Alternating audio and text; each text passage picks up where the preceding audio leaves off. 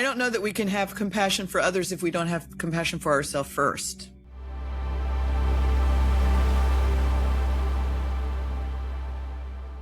Hello and welcome to the Sutra Squad podcast, brought to you by One Deep Breath.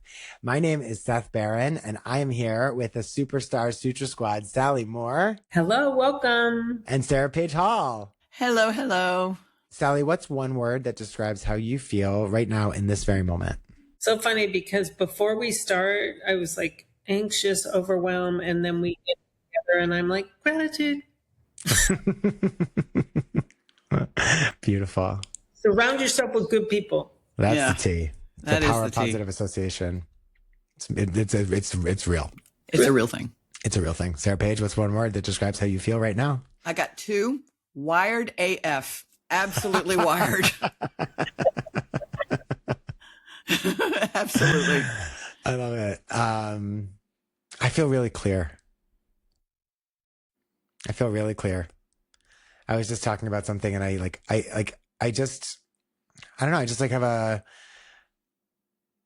just have a sense of like, you know, what is not in like this moment about some things that in the past I think I'd gotten a lot more stirred up about. And where I'm at from my most immediate experience is just like clarity of just like this, not the same.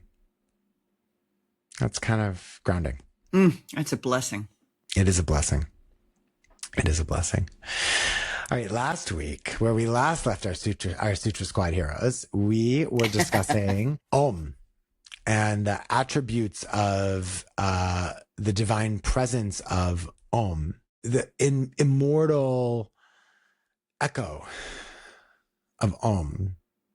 Om as the sound of creation beyond space and time. And the text now takes an interesting turn back to a little bit more practical guidance.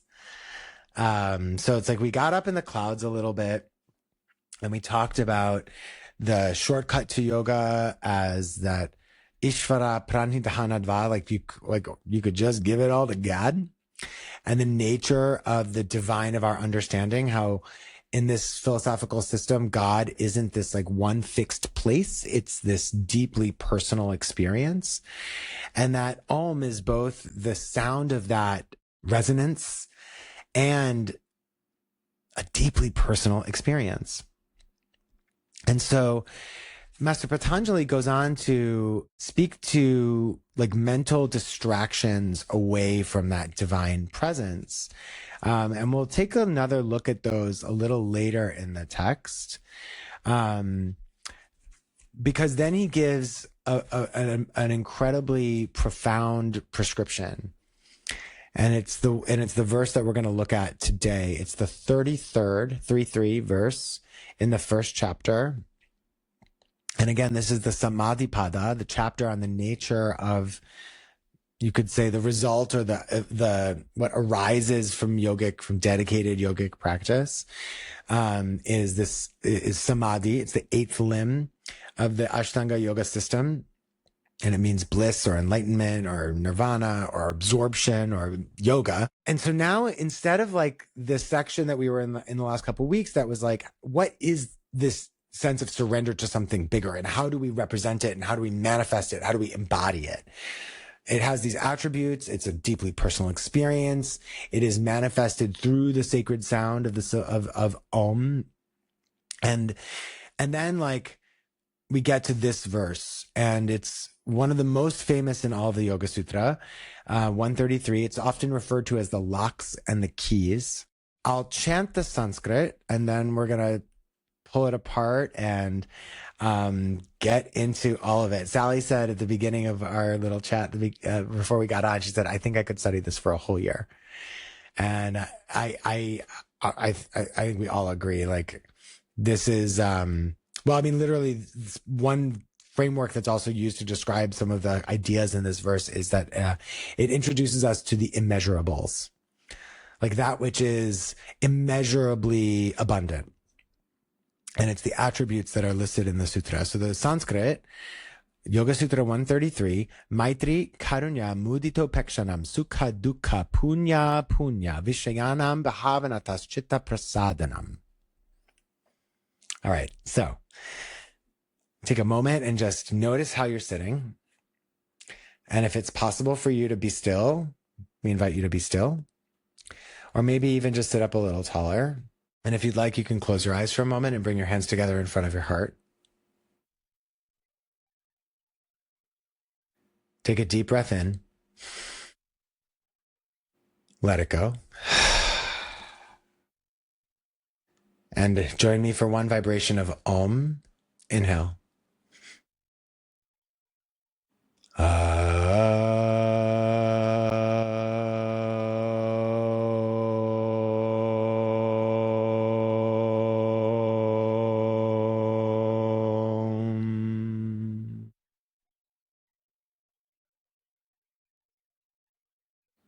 Yoga Sutra 133. Maitri karunya mudito upekshanam sukha dukkha punya vishayanam bhavanatas chitta prasadanam.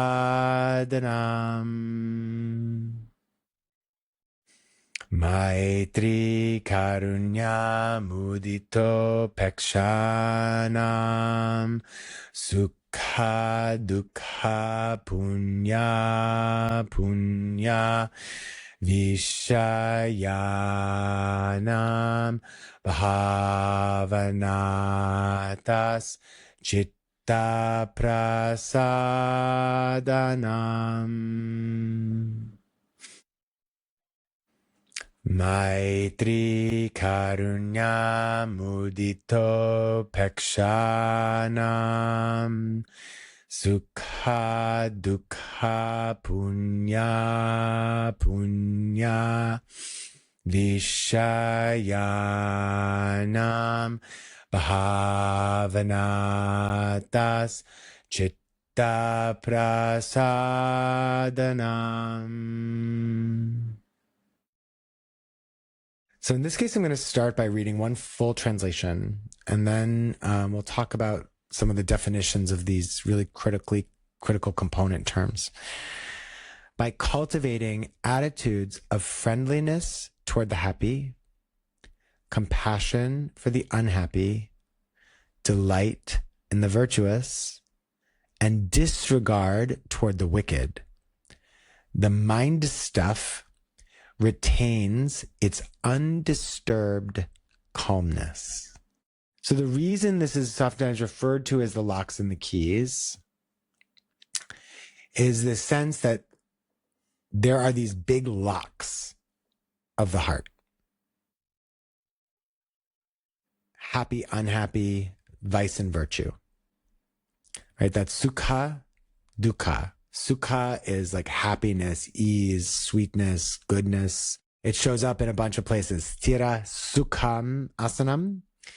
Later on, when we get to the most essential verse on asana in the second chapter.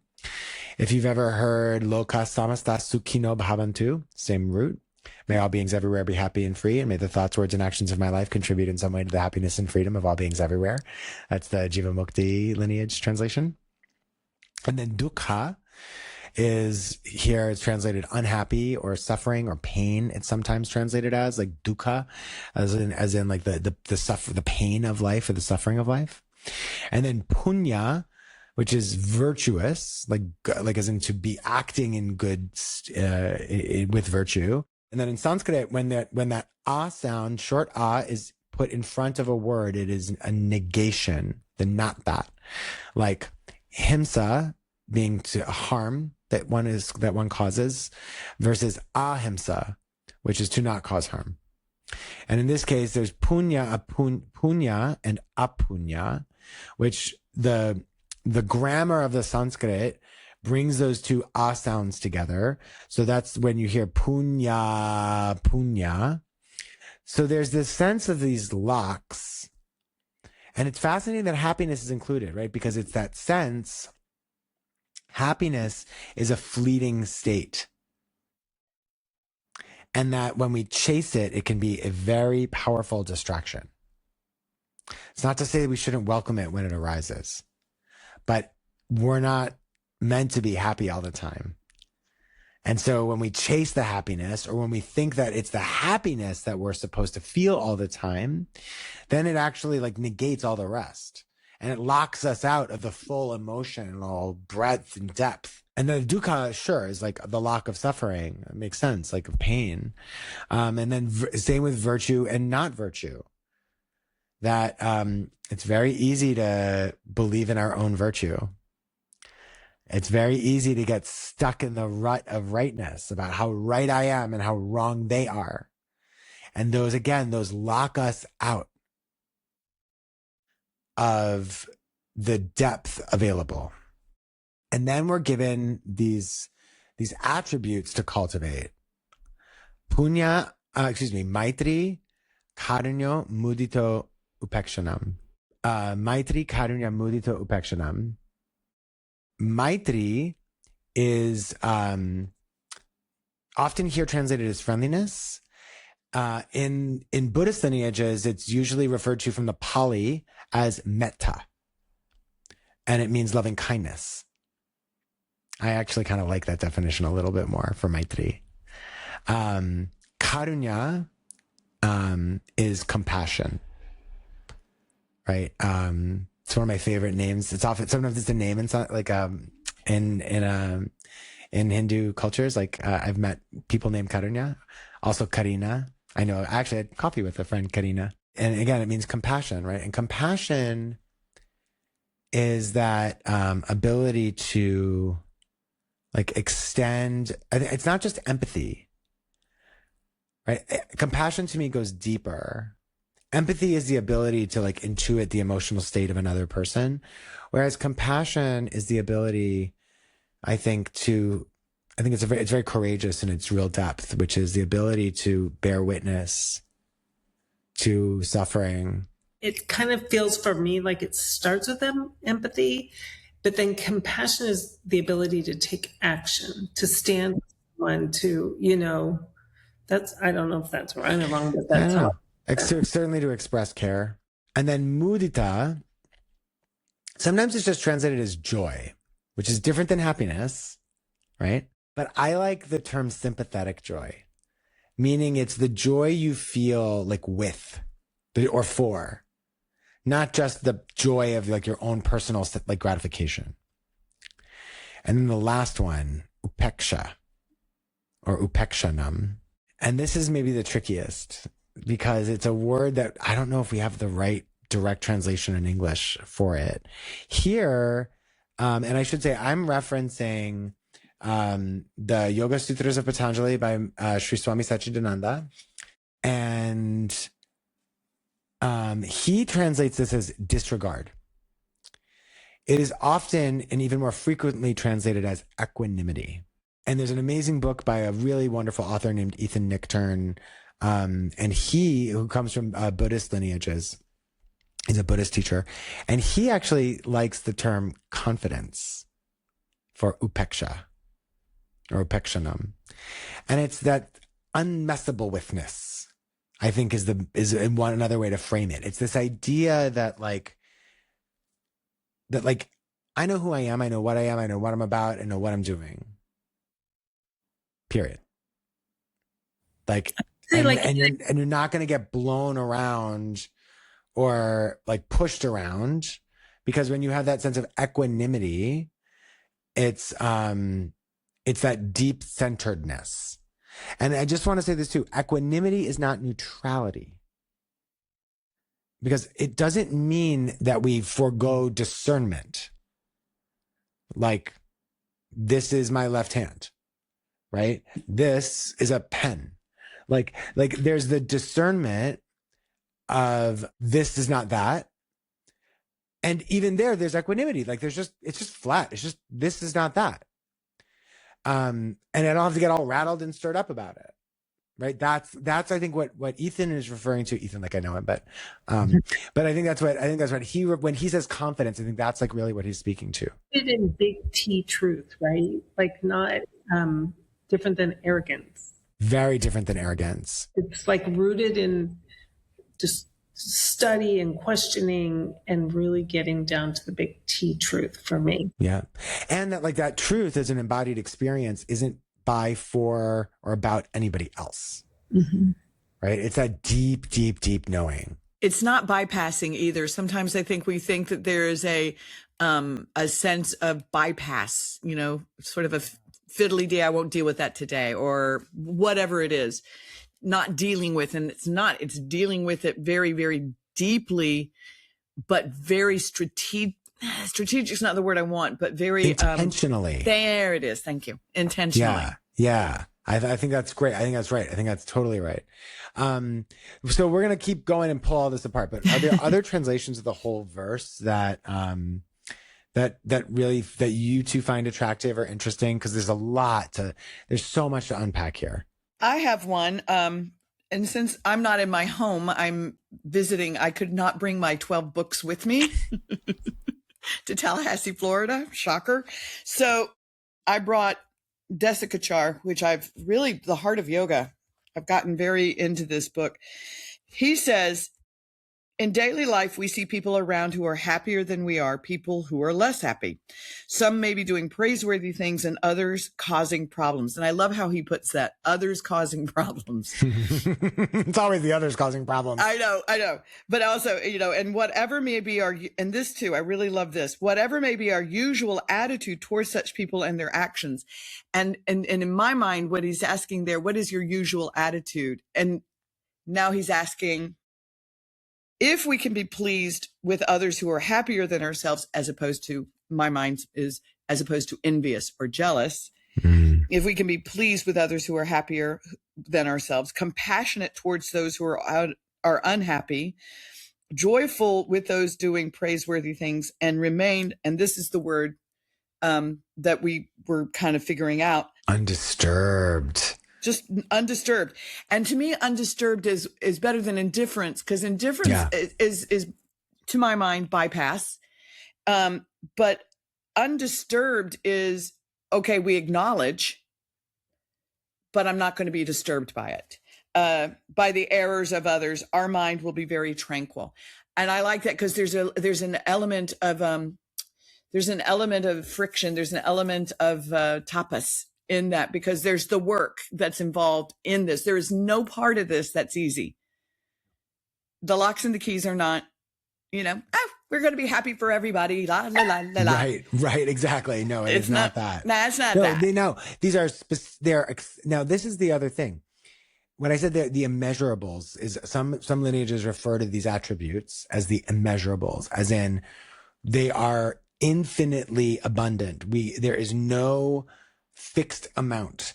And when we need them, we can call on them, and we don't have to worry, like, is there's only so much compassion to give, right? No, there is like truly, there's infinite compassion. And, you know, there's something else I just want to say too about like how we think about this concept of, you know, real yogic and I think probably most Buddhist compassion as well. Compassion is what we're called for, or called to cultivate for those who suffer, right? And the unhappy, compassion for the unhappy, or compassion for those who are suffering. And it's also really important to discern that the compassion is not fixing or taking as our own. I think real compassion is, and here's like an embodied difference. When you're having a hard day and a friend starts just giving you advice, or telling you like, oh, Sarah Paige, I know that's really hard. Do you know what you need to do? And they mean well, but like, you probably don't want to hear that, right? Or don't feel bad. Oh, I know. Don't be unhappy. I know. Don't be sad. Like, actually, I don't think that's compassion either. And like, I think real compassion is, wow, that sounds really hard, Sarah Paige. It sounds really hard. And I'm really glad you feel that I'm somebody who's safe to speak to about it, because I love you And I know that you're going through something really hard. Right? Real compassion is that ability to hold the space for another with another without taking ownership of it. And I don't want to quite use the term validating as if somehow the other person's experience like requires your validation, because it doesn't. I want to say acknowledges and sees, like clearly, wholeheartedly, right? It's like the difference of the friend who says to you, Sally, I can hear how upset you are. I'm sure you are really upset. What would support look like for you right now? Or what can I do to support you through that experience? I love you. And I know you're going to get through it, but like, how can I help you navigate getting through it? Right. I think that's a different kind of compassion. I think that's like the kind of compassion that I aspire to personally. The intentions are kind when somebody wants to step in and tell you how to do something or fix it, or right. But I think the real compassion is the first step of the acknowledgement, right? Like you said, it's not bypass. I don't know that we can have compassion for others if we don't have compassion for ourselves first. Oh, you know what Mama Ru says at the end of every episode of RuPaul's Drag Race. Yep. RuPaul says, if you can't love yourself, how in the hell are you going to love somebody else? Can I get an amen? Amen. And I don't know how is it that we always can go from the sutras, the ancient text, to RuPaul. I love it. Because I love it. She it matters. Is one of my gurus for sure. For sure. Sally, is there a translation of this one that you've been really looking at or calling or like sort of touching into? So there's so much commentary, but real quick, I want to share, what was this from? This is from Reverend Jagannath Carrera, just in line with what Sarah Page just said. In studying the locks and keys, we should remember to apply them to ourselves. We need to cultivate friendliness toward our own happiness, loving kindness to our own sorrow, be kind to yourself, joy when manifesting virtues, strength, patience, and equanimity when working to eliminate our weaknesses. There was so much commentary I can share. There's so much commentary. Master Satchidananda, I love this one. I'll just read this opening paragraph in his commentary because it's so good. Whether you are interested in reaching samadhi or plan to ignore yoga entirely, I would advise you to remember at least this one sutra. It will be very helpful to you in keeping a peaceful mind in your daily life. You may not have any great goal in your life, but just try to follow this one sutra very well, and you will see its efficacy. In my own experience, this sutra became my guiding light to keep my mind serene always. I love that. I love that. Oh, I think it's the only time, too, that Satchidananda says, in my own, that he references himself. It's deeply personal. Yeah. Well, I'll share the favorite one I wrote down. I feel like the translations are all somewhat similar, slightly different words, but I do love this commentary. It's cultivating the habit of friendliness, compassion, inspiration, and equanimity purifies mind, body, and heart. And that's Unravel the Thread by Ruben Vasquez. But let me give you a little bit more of what he says. Is he goes on to say that this aphorism also provides ways to moderate your attitude to yourself and the world around you by helping you notice your biases to remove judgment. This aphorism pertains to your emotions and heart. This sutra offers tools to clarify your internal environment and to promote inner peace through balanced interactions with the world around you. It gives you options to turn your reactivity into responsibility.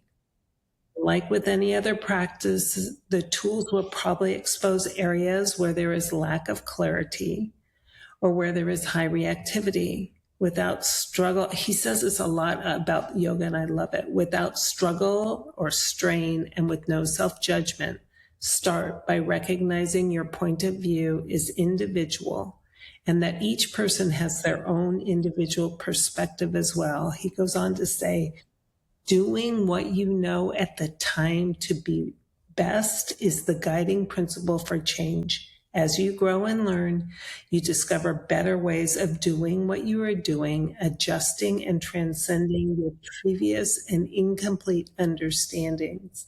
This is a sign that you are evolving. What does he say about, go back to, read that last, the last part again. That's really, Where do you want me to start? the last paragraph, I think. not the whole one, like the last sentence is, Without struggle and strength. Yeah. Okay, so without struggle or strain or without no self-judgment, with no self-judgment, start by recognizing your point of view is individual and that each person has their own individual perspective as well. Hold.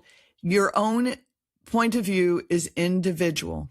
Mm-hmm. Yeah. And that each person has their own individual perspective as well. And I feel that they're not making anybody wrong. Yeah. That's compassion. Yeah. That's real compassion. That's compassion. Yeah. No, it's Love that. good. And then can I share one other Yes. part? I mean, to be honest, I was just like, I know. I read this for every day, all day, Every day, all day, again. But this one was from Inside Patanjali's Word by Reverend Jagannath Krara.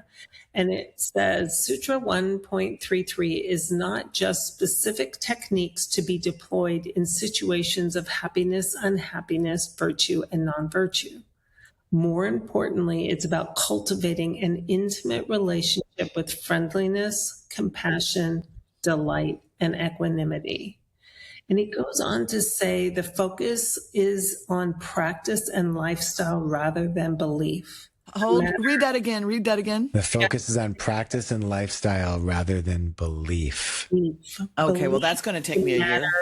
No, that's why belief is a matter of accepting ideas. Practice and lifestyle are about self-transformation and direct experience of realities of life and spirit. How we behave is much more important than what we believe. I freaking Sam, get rid of freaking if that's a problem. But I had to reread this section over and over. And I really sat and gave myself a generous dose of friendship, compassion, a little bit of delight, and a ton of freaking equanimity. A little crack where I could consider like where my beliefs are locking me out and causing stuff. And where a deeper practice and using these keys, like knowing, because I did read somewhere, you learning to use the right key in the right situation, not confusing when it's time. We were talking briefly, like when it's time to use compassion is not actually the same time as it is to use equanimity. You know, it's just when you see a non-virtuous act, we are not being asked. I think I read this on, like, we're not being asked to sit down and just let everything happen. Let's talk about that. Let's get into that. That's bypass. Yeah. So this is he carried on to talk about, because I really dug into equanimity. Like, to me, that's the hard one. When I perceive someone as doing something so-called wrong, it's hard for me to stay grounded. And he says, when confronted with any non-virtue, yogis are asked to not turn away and not jump to conclusions, but to remain clear, focused, and centered in order to correctly perceive the event and its ramifications. Clear perception and a tranquil mind also foster creative solutions where none were apparent before. Equanimity strengthens our capacity to accept life as it is, allowing us to work with and not against inevitable change. It helps us to serenely accept loss and gain, praise and blame, sorrow and happiness. Equanimity helps open the heart and is the remedy of resentment. Hello, Sally. Resentment is a reaction as a result of a real or imagined wrongdoing. Equanimity teaches us to stand firm in our center, knowing who we really are. Also knowing that who we are is not determined by what others think of us or how we're treated. So we are being Let's say that one more time for the people in the back, because that's really good. Reverend Carrera really nails this point. I think it's so powerful. Equanimity teaches us to stand firm in our center, knowing who we truly, the big truth of who we are. I added that. The who we are is not determined by what others think of us or how we are treated. You know, and it's so easy to say how others treat you is about them, but it's hard to practice it. See, this is where I was talking about the bypass. It is so easy to say those words, and intellectually, I can't imagine any one of us don't believe it. Like, we know that, but to actually embody it, to actually live it, we all know who we are. You know, we all know who the F we are. We know who we are. But when the world happens and we get taken out of our moorings, then we get set adrift, you know, and that, and to really, you know, so I'm listening to all of that and I'm like, oh, that's really pretty sounding. Putting it into action is where the, you know, the capital WORK comes in, because that takes time. Yeah, I'm really chewing on this, you know, that the sense of like the remedy for resentment. And there's also something like, and I'm going to paraphrase from some of the commentary from Master Carrera as well, like repeat, right? Like if we think about, like, again, like we use words a lot and we don't always get really like into like what they mean. So like that word resentment, right? Sentiment is a feeling, is like a is like a, you know, like I have a sentiment about something. And then resentment, like fascinating how different our culture, like how we take the word so differently, because now we're talking about repeating it, replaying it, spinning it around, obsessing it. Resentment is like that resentiment, right? Like a resentment, like re-feeling it over and over and over and being attached, holding it. And this idea of like upekshanam as that like remedy, so to say, or as like the key to the lock of that lack of virtue, about which I often feel resentment, if I'm really honest. Like, right, like let's get real. Someone has, like, every single one of you listening out there, I'm sure, can tell a story of someone doing you wrong. I know all three of us have some good stories about people who have done us wrong. And first of all, like, nothing in these texts tells us that experience is wrong. Our experience of it. Okay. Or not real. That like we are, and we'll talk about this later on. There's a beautiful verse in the second chapter that speaks to this exact idea that sometimes it's translated as when thoughts contrary to the yama and niyama occupy the mind, cultivate their opposite. And often it's like a super toxic kind of like, when you're sad, think happy thoughts, is sort of how it can be spoken to. And that is not at all what that verse means. What the verse means is that we are capable and we are called in our yoga, in our practice of embodied yoga, to cultivate the discernment, to be able to say with clarity, without judgment, from a place of like upeksha, right? Undisturbedness, unmessable withness, confidence at center, like knowing who we are. This is aligned to my beliefs and to what I believe these practices teach. And this is not aligned to these practices. And so, like when I said before, like equanimity is not neutrality, like it's that, right? Equanimity, like neutral would be to say, like if I held up this pen again and you say it's a pencil, and I say, well, no, it has ink. And we define a writing instrument with ink as a pen. And so like, it's a pen. And part of our like shared reality means that we have to be able to generally agree, like it's a pen. And so another one of those points of shared reality is that we generally agree, like it's wrong to violently take another person's life. Right? Pretty much every faith tradition in the world has some prohibition against what we in English would like call murder. So upekshanam, equinimity, is not like, oh, it's okay that you murdered someone. That is not it. It's the ability to like go, like if you really pull all the discernment apart, it's to say, first of all, the act of murder is not aligned to what I believe are the virtues of a good life and of a happy, or of a good life. Let's say a morally and ethically good life. But it also calls to us and gives us the space to get even more curious and say, wow, I wonder what led to the moment where that's how someone acted, right? What was the delusion? What was the suffering? What did that person endure in their childhood? What is this person missing in their life that they felt that they had to lash out in anger, and it got to such an extreme heated moment?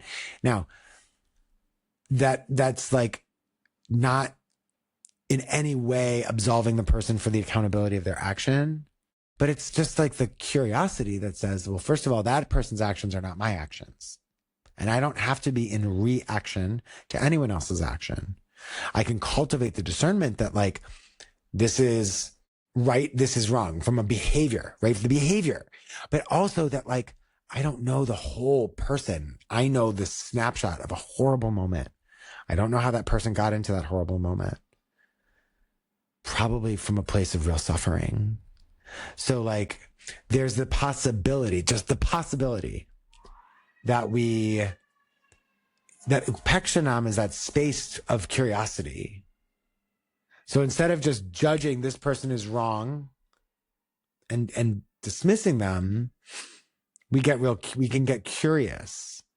Doesn't mean that it's okay. It doesn't mean that it's like that we welcome it in or have that person close to us. But I think there's a deep curiosity, because the other thing, oh, sorry, you want to say something, Sarah Paige? Yeah, real quick, because something that you said, Sally, and I've been chewing on it, and you're hinting at it, and I think it's good to bring in here.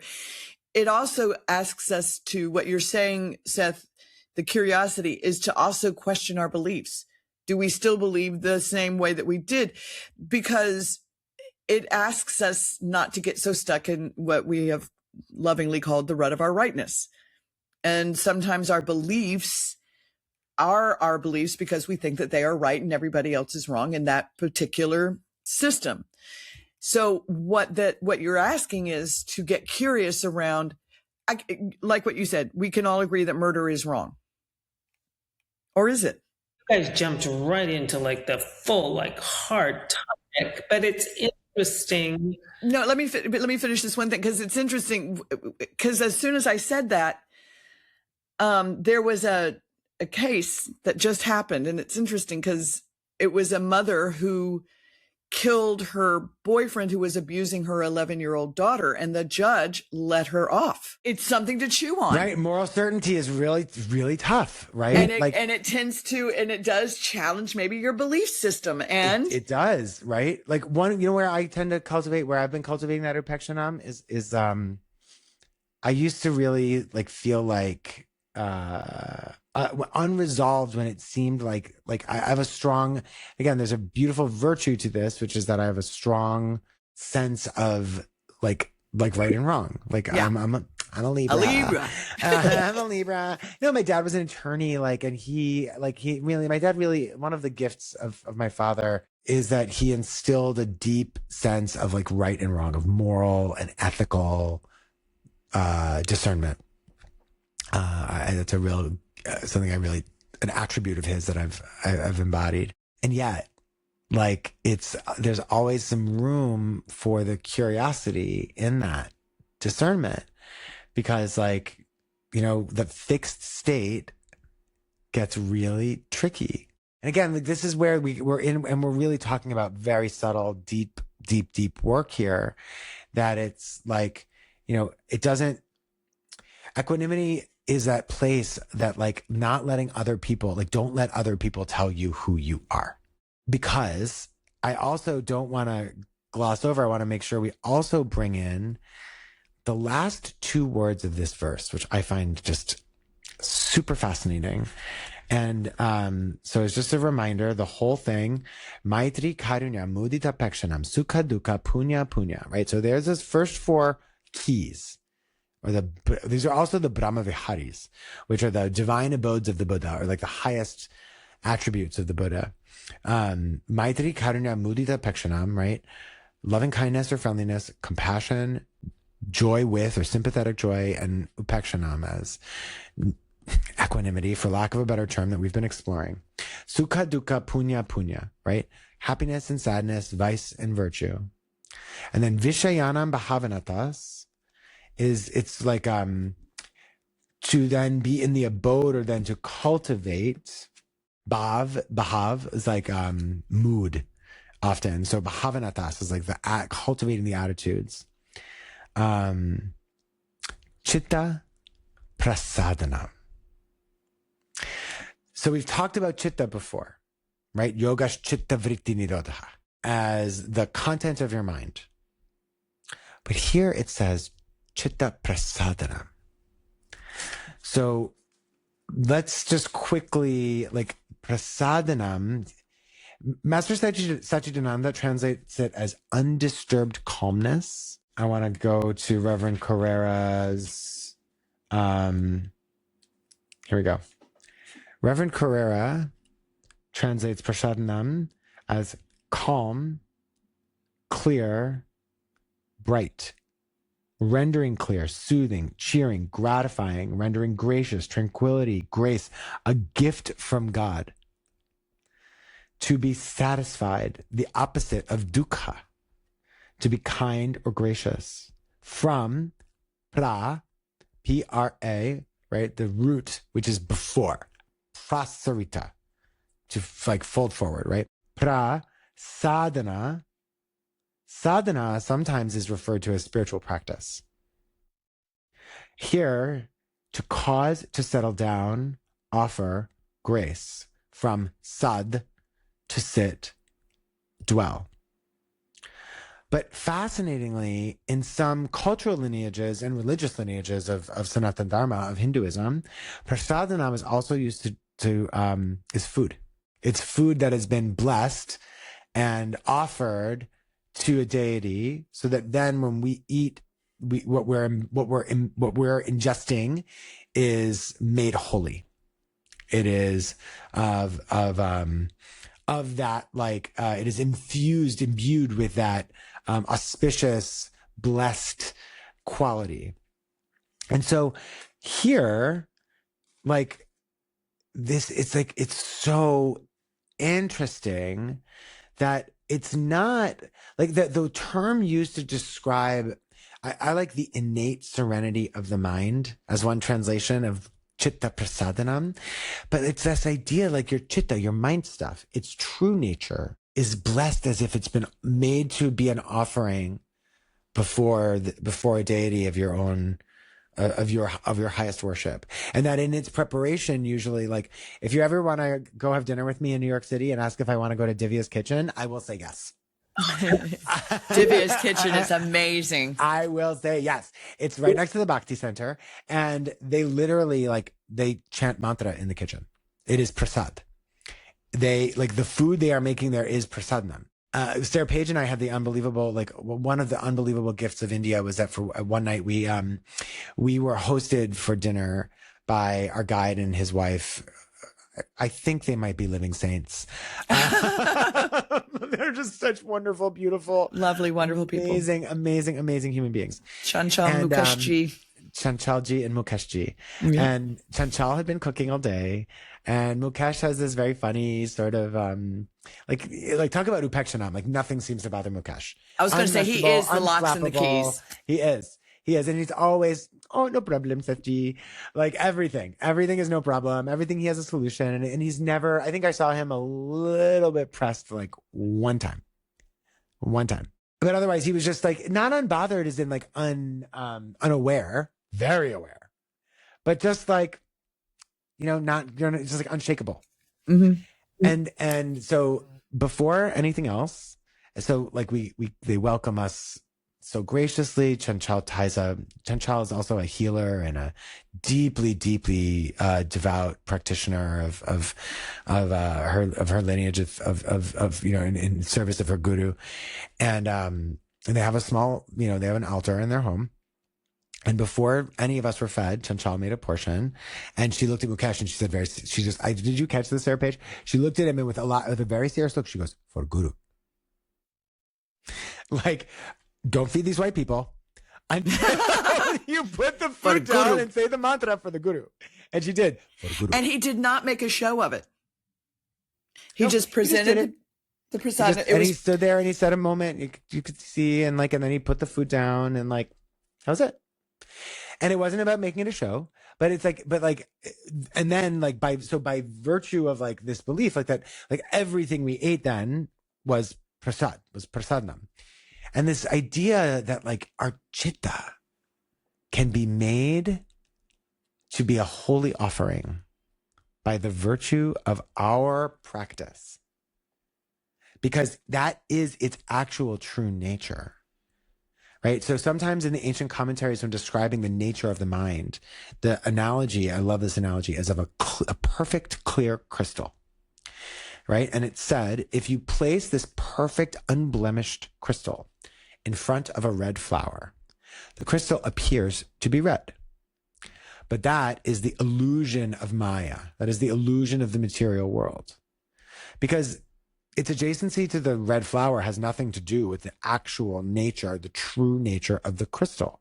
So yogic discernment, all this stuff we're talking about, this is a beautiful analogy for this, that is to know the difference. No, the crystal is not red. There is red passing through the crystal because what is behind the crystal is red. So it appears as though the crystal is red, but that it does not change the nature of the crystal itself. It just there's an equinimity in that crystal, right? The crystal just allows it to pass with no judgment or distortion, because its true nature is that clarity, is that purity.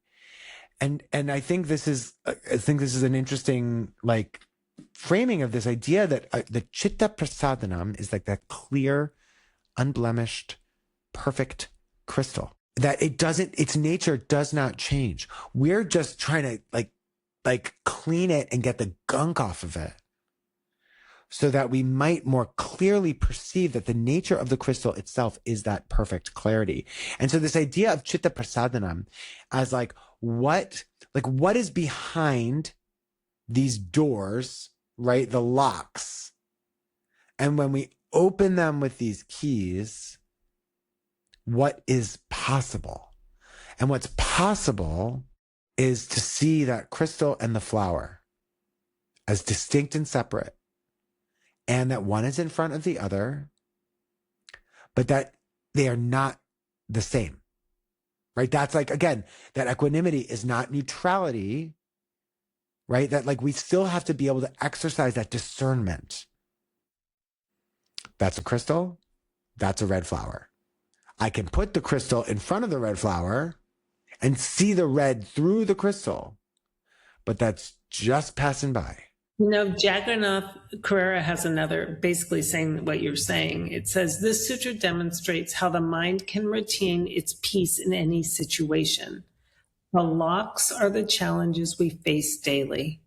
And when the right key is applied in the right situation, the mind remains in its undisturbed calmness. Right. Exactly. That's exactly undisturbed. It. Undisturbed calmness. Mm-hmm. Right? I was just looking this up because I don't have all my books with me. So it's kind of interesting to get something completely other.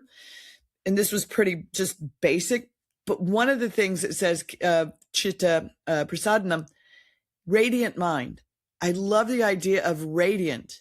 And the word, isn't that beautiful? It's it's a mental state that is pleasant, clear, free from disturbance, often described as a radiant mind. And I think we've heard the words over and over and over, free from disturbance and blah, blah, blah, and blah, blah, blah.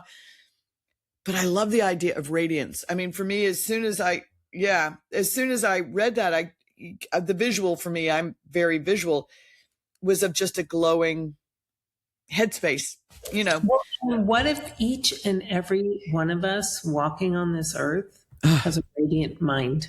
Right. What if that is the true nature of every single mind? Person. Yep. Right. Right. I love that. Yoga is like imagining everybody has this radiant mind. You're here for a reason.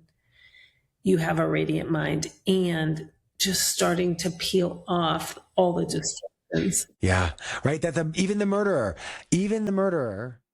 right? Because this is also like, it's the same, like, again, in the Buddhist traditions is it's said every single human being by virtue, by the virtue of your birthright is your fundamental goodness, your true Buddha nature, your goodness. Again, in the Hindu or yogic experience, you would maybe call that like Paramatma, right? That each of us is a spark of the divine within us, and that every single human has that birthright of loving kindness, the birthright of clarity, of a radiant mind.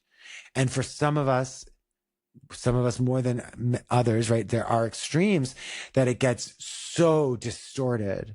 Sometimes that's by virtue of illness, physical, psychological. I don't know if there's a difference, right? As in, like, the psychology is physiology, emotion is a physical experience as much as it is a energetic experience, right? Like the physical body, the mental body, the emotional body, the energetic body, the spiritual body. It's just different manifestations on different planes of awareness, but that at its core, at the root, all the way back, is that chitta prasadanam, that radiant mind, that inherent fundamental goodness.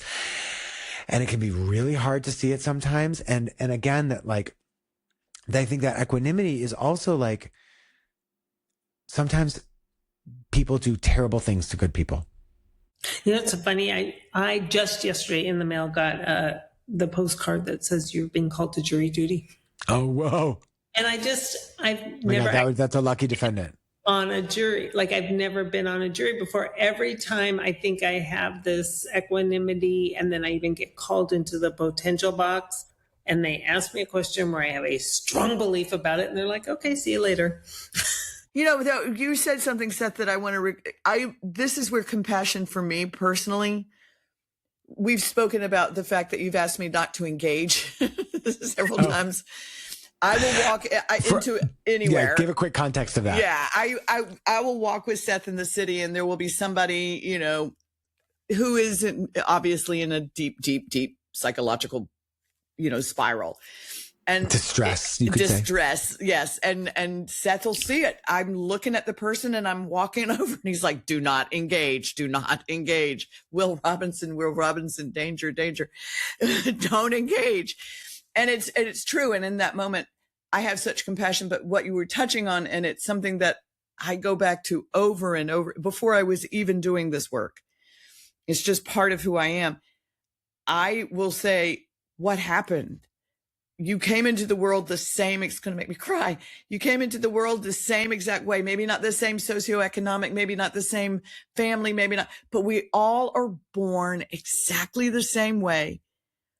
Where is the samskara? Where is it that it turned? Right. And for those who really weren't born in, or were born in really sad or difficult circumstances, like, oh, how sad, like how, right? Like, if you think about for a moment, we could all do this, take this on, right? Think about someone with whom you disagree, or who maybe has done wrong, maybe by you, and maybe they caused harm. And it doesn't mean that this is not about forgiveness. That's a whole other topic. And this is not about acceptance. That's also a whole other topic. This is just about how do these keys unlock our heart?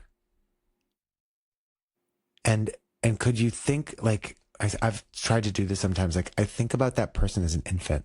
Think about that person, that human who I've made to be this awful villain. That person, like, something happened between that perfect little infant. And maybe if it was imperfect, or if it was born in difficult circumstances, or if it was born into a circumstance of suffering, first of all. Born into addiction. Like, right. Like how, like, you know, that's like, there's not a construct of original sin in like Hindu or yogic, let's not confuse those two. In Hindu spirituality, it's not, but there is generational karma, right? There is generational and inherited karma. So it's not quite like clean slate. It's not quite original sin. It's a different idea. But something, karmic or not, no matter what you believe, I think it's pretty fair to say that like no baby deserves to be abused. No baby deserves to be hungry. No baby deserves to be in pain. And no child deserves to be abused. No child deserves to be in pain. And yet, for the people who have done a lot of wrong in the world, something probably happened along the way that clouded that chitta prasadanam, in which they've maybe got themselves so convinced that they have to lash out. They have to do this thing. This person's my enemy, or any number of terrible manifestations of suffering. And it can both be true that the actions are not aligned to a sense of values that we are okay with having close or intimately connected to us in our immediate life circumstance. And we can just look and feel into some of that sadness, some of that deep pain and trauma, unresolved trauma, disintegrated experience.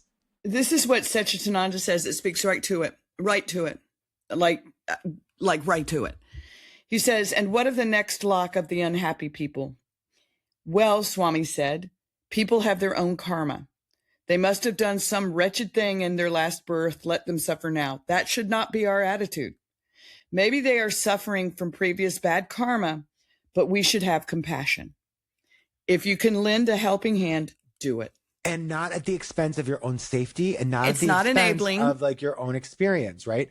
Put on your own oxygen mask before another's, right? Like, if you can't love yourself, how in the hell are you going to love somebody else? And there's a bypass there too that we should be really curious about. Like, if we're constantly extending that compassion out, but we never turn it within, then it's a little bit hollow, right? It's like, it's not as rich. It's not as fully formed. It's not as ripe as when we both look inward and then use that to radiate outward. Well, and there was one more thing. I don't know exactly where I found it. I try to keep this clean, but I don't know. It says equinimity or disinterest when a sinful act is taking place. It's not about sitting back and watching any non-virtuous act. It's about evoking the feeling of disinterest or equanimity and then choosing actions to contribute to lessening the unjust act. Choose to help or better the situation. So like we can't, we're not responsible for everything and everyone, but we can take responsibility for ourselves and what we add to the situation.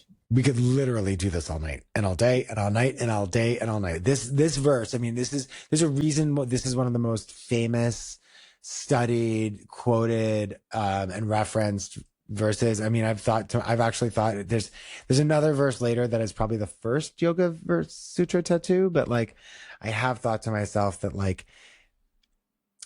it wouldn't be the worst idea to tattoo these 4 words in a visible place to me on my body as a reminder of maitri, karuna, mudito, upekshanam, because they are always available. There is no fixed amount of them. We can always call on them in the face of any challenging circumstance and in the face of a joyous circumstance. I'll tell one quick story. I went, one of my best friends, is a big fan. I think I've told this story. I'll do it real quick. Is a big fan of Fish, the band. Right, Phish. Is that how to spell it? Right, Fish. Yeah, okay. It's 100% not my thing. Like, it's not my jam. The jam band, it is not my jam. And they do a residence every year for New Year's at Madison Square Garden. They sell like New Year's Eve included. They do like 5 shows and they sell out in like 5 minutes. Okay, and so my buddy texts me and he's like, "What are you doing tonight? My friend is sick. She can't come to the show. I would love to take you to your first Fish concert." And there's a part of me that was like, I didn't really want to go. I had no desire. But I love this guy. I'm like fully obsessed. And I love how much he loves it. And I went. I literally recognized 0 songs. It was like 0 times that I know what was going on with the music, right? But I have never felt a moment of the volume, this kind of like volume of this is that mudito. This is that sympathetic joy. Because it's literally, if you've never been to a concert at Madison Square Garden, it's a singular experience. Like the place just, when it's full and like there's a great band, the place bounces. And, here's this band who people have followed for years and years and years and years. The people there are fans, right? People know every word. And they just like play one guitar, like just like, bow, bow, bow. And the whole place is like, wow! Like the whole place explodes. And I remember looking at my friend, and he's like having the time of his life. And it was like this unbelievable moment of like sympathetic joy. I was like, this is not my thing at all, but I am just like gonna bask in all of the joy, the pure unbridled joy.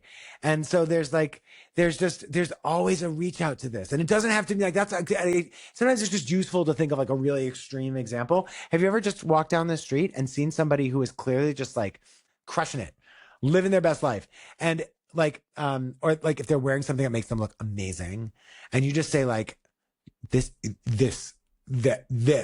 yes, thank you for giving this gift to the world of yourself. That's one of my favorite small moments, right? That's like sympathetic joy. Like you can always call it in, because if we know who we are, there's the upeksha.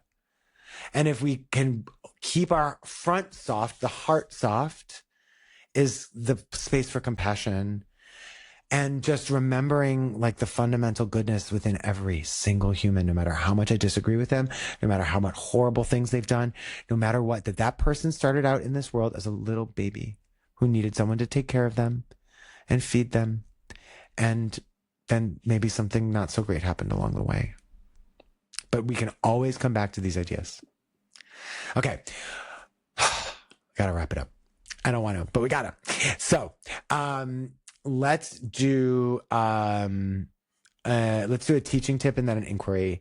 Sarah Paige, what's one teaching tip for any other asana teachers out there, or any other teachers of any modality, but who want to think of how to bring this verse into their teaching?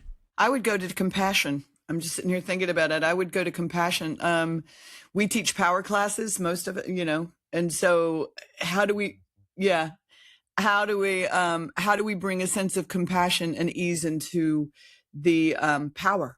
And how can we be compassionate on ourselves when we fall and crow, when we fall out of equanimity? How do we find that compassion? That's it. Yeah, I love that. I love that invitation. Thank you, Sarah Paige. Sally, how about you?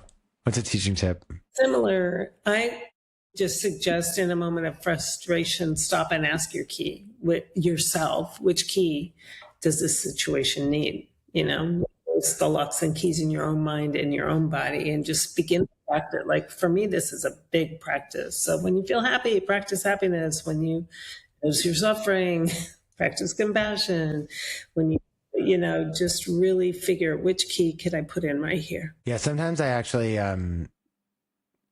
I'll ask students, like, just notice the story you're telling yourself right now about yourself. Like, it's happening. And consider that you could tell yourself a story about loving kindness, compassion, joy, or equanimity or centeredness. And in practice, I think part of what that looks like is reminding students, and I'll offer this sometimes, is that I'm going to try to make some suggestions to the best of my ability based on the best of my experience and knowledge. And that doesn't mean they're right. It just means it's like the method and the lineage that I've found to be most effective so far. And I certainly encourage you to try it, but I also encourage you to stay really curious and like, you do you. You're here for you. You're not here to do this for me. You're not here to do this for anybody else. You're not here to do this because it looks good. And like, no one, like, your phone is away, or hopefully not even in the asana studio. So no one's taking a picture for Instagram. Okay.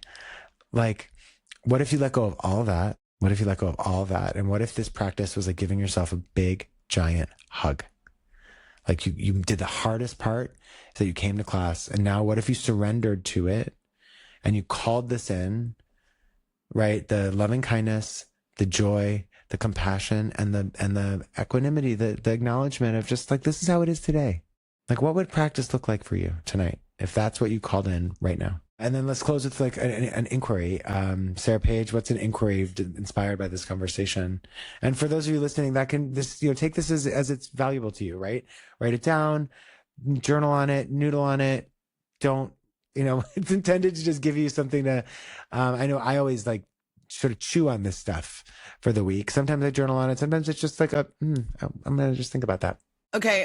What I would want to do and what I am going to do, I think. And so I invite, the 4 people who are listening to do is to, anyway, write down one person you really dislike. Write it down. I mean, you really dislike. They did you wrong or they're doing wrong or whatever, but you don't like them. And then draw a line. How can you find compassion for that person? How do you find love and compassion for that person? Because they were and they are loved by somebody and by the universe. They were brought here. By the universe, because they were brought into this world. They're here for a reason. And so like I have a name, and then over here, it's almost like the antithesis. Where is the compassion? Yeah. And write it down. I'm going to extend and take a guess here, Sarah Page. That doesn't mean you have to ever tell them. No. It isn't for them. It isn't for them. It is really important. Like, we're not suggesting that you then go and it's share not that. a bypass. Like, it's not a bypass. No, it's not. It is for you to. Just for you. To find the compassion, because once you find the compassion in them, you'll find it for yourself, and you'll find forgiveness. Oh, preach. So I'm back in the South. Maybe that's where that's coming from. Hey. Hi. Sally, what's some inquiry that this is inspired for you? So what I've been thinking about this week is what or where are your opinions or assumptions locking you out?